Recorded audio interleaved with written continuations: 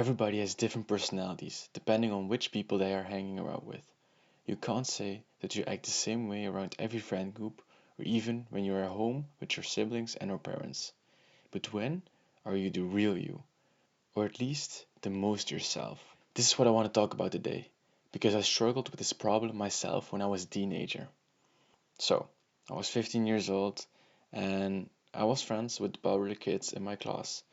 I remember I wanted to be funny around them, so I changed the way I used to make people laugh. Normally, I was like the stupid kid who would do like crazy faces and make my friends laugh, my old friends. But now I was trying to catch up with the guys that were popular. I was trying to get their sense of humor to also apply to me, to make them laugh, to make them comfortable with me. So I would get invited to their parties and could play with them. But in trying to fit in with them, I wasn't being myself anymore. I put up a mask, and whenever I was around them, I would feel like this uncomfortable feeling that I couldn't place at the time.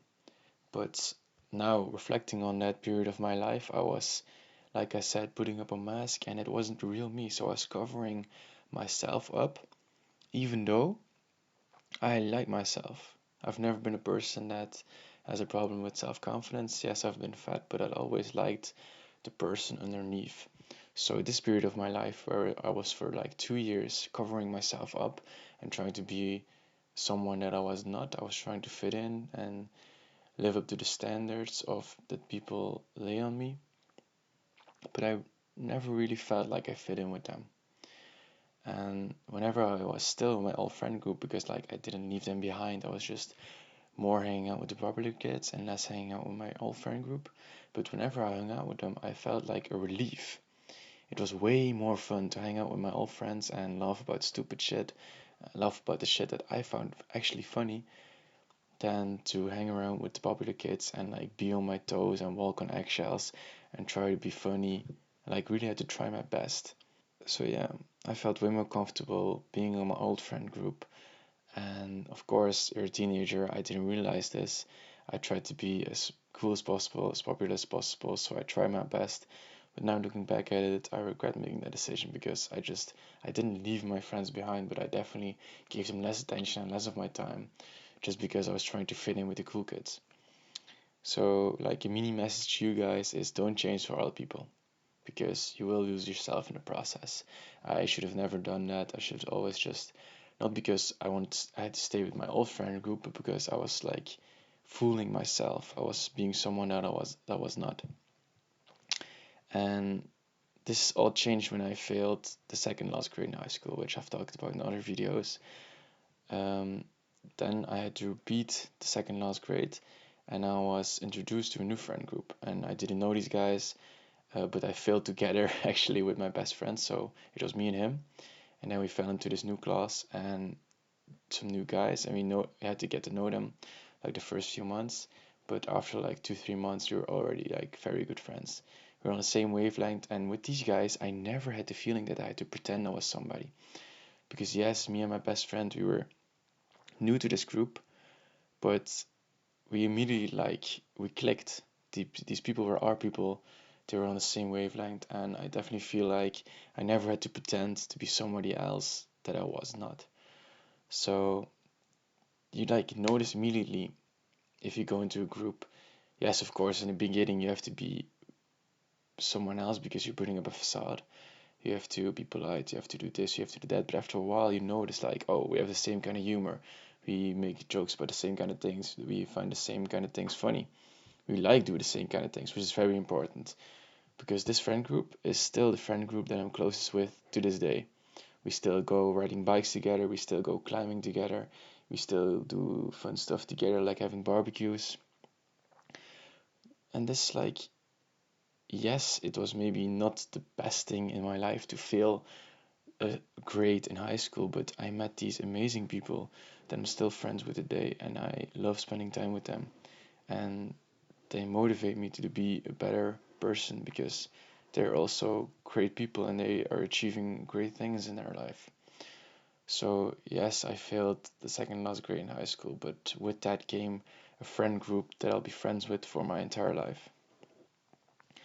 And like I said, they became my best friends from when I was, I think, 16, 17 years old until now. I'm 23 years old. They've already been my friends for more than 6 years.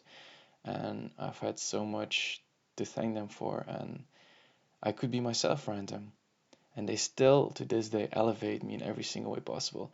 Because, yes, when I go cycling alone, for example, I can cycle for 2, 3, 4 hours, but when I'm with them, the pace is higher. We motivate each other to go harder.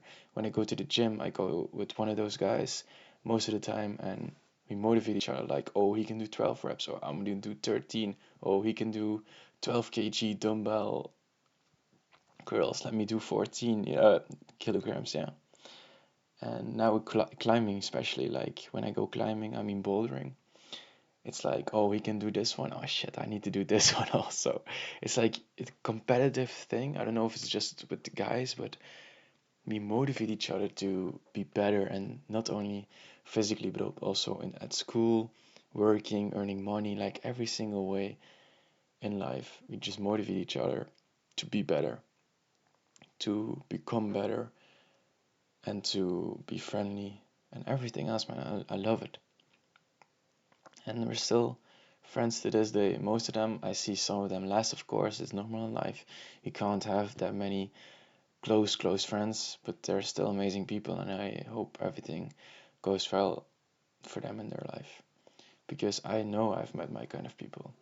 And I hope for everybody that watches this video that you also, maybe if you don't have it today, you meet them in the near future. Because if you don't feel comfortable with the friends that you have today, I suggest you go out there and try to make friends. You don't have to go to a bar, you don't have to go do this, but the best place to meet new people if you're not in school anymore. If you are in school, you can meet great people there. They don't have to be from your class. They can be from a different class, different school, doesn't matter. But the most important thing is that you have aligning hobbies. Because the gym was a big one for me. All of the guys went to the gym, most of them at least, so we could all do that together. Now all of them, some of them are climbing with me, some of them are cycling with me, some of them like to do other stuff with me. Sometimes I still game with some of them. Like if your hobbies align, you can spend time together, and by spending time together, you can talk about the things that you think are important in life. You can help each other just by talking with them if they're the right people and you have an aligned mindset. You can help each other so much, because if they're your kind of people and you look up to them in kind of a way, like if a person is ahead of you in a part of life, for example financially, and you want to get there, and he knows a lot of things, you can talk about that, but not like really asking him to teach you, but more talking about it openly, talking about your journey, and they can give you feedback on what they learned from their journey, and vice versa. If you're ahead physically or mentally, if you're meditating and they want to know how to get into that, you can help them in their process. Because that's what, for me, that's what I view friendship as nowadays. It's everybody's going through their life, and you pick the friends that you can have like a bounce back conversation with, talking about their life, your life, their life, your life. Yes, it's interesting, it's good to have people around you, but the brainstorming that comes with it is such a interesting process. Because if you don't have a brainstorm group, like if you have not once a week, once a month, like a brainstorm session with someone where you're bouncing back your ideas to improve your life, if you're not talking about your problems, which is also very important, which you can all do with the people around you, and I found it, I mostly do it with my friends, and those are the people that are going to lift you up and hold you to a higher standard. Because if I now, for example, become fat, my friends are gonna say, "What are you doing? Come." They're not. Maybe they're not gonna say anything about me becoming fat, but they're gonna ask me to go cycling, to go running, to go climbing, and that will eventually get me out of the pit and be fit again. So I know I chose people that will lift me up in my bad moments, and I will also lift them up in their bad moments. And these are the kind of people you have to choose in your life. You have to choose the people that you want to see have a long-term effect on your life, a good one. Not the people that are going to drag you down, not the people that you're going to drink with and have fun. there's definitely a time and a place for that, and I think the most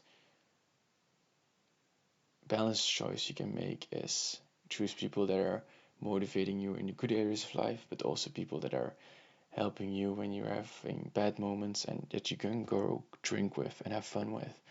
But eventually, life is about moving forward and having a strong group of people around you that motivate you to become a better version of yourself. And it is an amazing catalyst to having the life that you desire. And this is not to say that you should view your friends as motivational factors or personal coaches for your life. But I speak from experience when I say that you will feel more accomplished being yourself with the people that support you and that you can be yourself around than with the people that you and maybe other people consider as cool, but you have to hide your real self. I want to finish this video off by saying, don't change who you are at your core. You are a great person and you deserve to find the right people that boost your inner self to be able to express it to its full capacity.